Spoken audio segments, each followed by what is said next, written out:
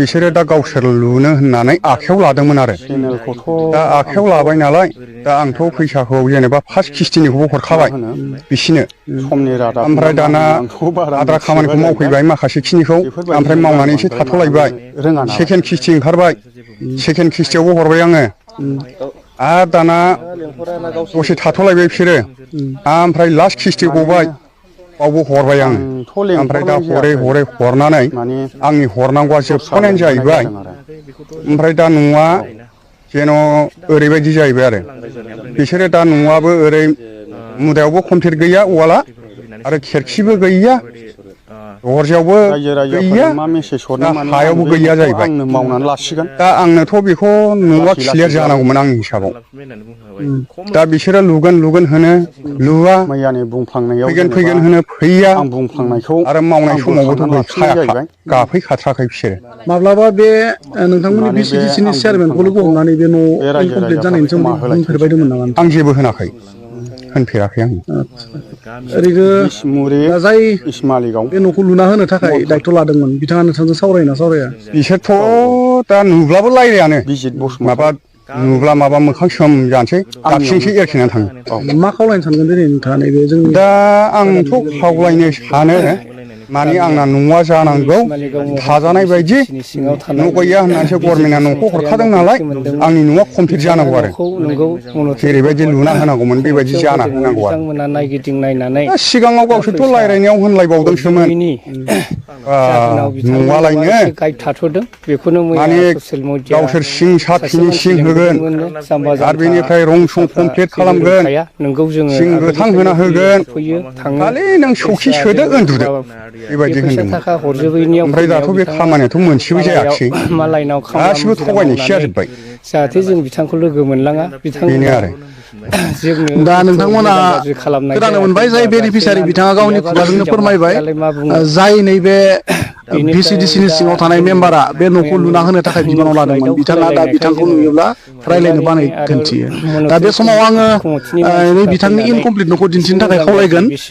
दा नैबेनो जाबाय थांनाय 2 बोसोर सिगाङावनो मोननाय न' दासिम खिरखिबो गैया दरजा गैया हिसाब खालामलायनानै बिथाङा दा गावनो आंनाव दंबावो होननानै राजि जाबाय लिरनायखौबो जों नायजोबबाय गावनिजों एसे रोजाबाय ओमफ्राय न'आ एसे बारायदों बारायनाय लगे लगे इथा थाङो सिमेन्ट थाङो लहा थाङो थिङा एसे थाङो दा बिथाङा गावनो लुनानै लासिगोन जा थाखा एसे दङ আমার বিজেপি खालामनाय बे थाखाजोंनो বিজেপি দলৰ আমাৰ সৰি বিপিএফ जों होनो लुनानै होआखैमोन दा मालायनि एसे एनै बिपिएफ बेफोरबायदि दिनै बे मालायनि न'आव जोङो खुंबोखांनाय जाबाय सार माथो खालामबावनो जों माने जेबो रोङा जाहैबाय नोंसोरनो मिथिगौ आरो गामिनि मानसिफ्रा मिथिगौ आरो जों गामिनि मानसिफोर फानाखै আমাৰ বিজেপি দলৰ বিজেপি দলৰ আমাৰ বিজেপি নহয় বিপিএফ দলৰ আমাৰ আজি CWC মিটিং হৈছিলে এই মিটিঙত মেইন এজেণ্ডা আছিল কেণ্ডিডেট ডিক্লেৰেশ্যন আৰু কোনটো সমষ্টিত বিপিএফে খেলিব ইয়াৰ বিষয় লৈ আলোচনা মুঠতে আমি বিপিএফ হিচাপে আগন্তুক যিটো MP ইলেকশ্যন হ'ব ইয়াত 5টা সমষ্টিত বিপিএফে খেলিব বুলি আমি আজি ডিক্লেয়াৰ দিছোঁ ডিচিশ্যন লোৱা হৈছে আৰু ডিক্লেয়াৰো দিছে আমি 5টা সমষ্টিৰ ভিতৰত আছে কোকৰাঝাৰ লোকসভা দৰং ওদালগুৰি লোকসভা বৰপেটা লোকসভা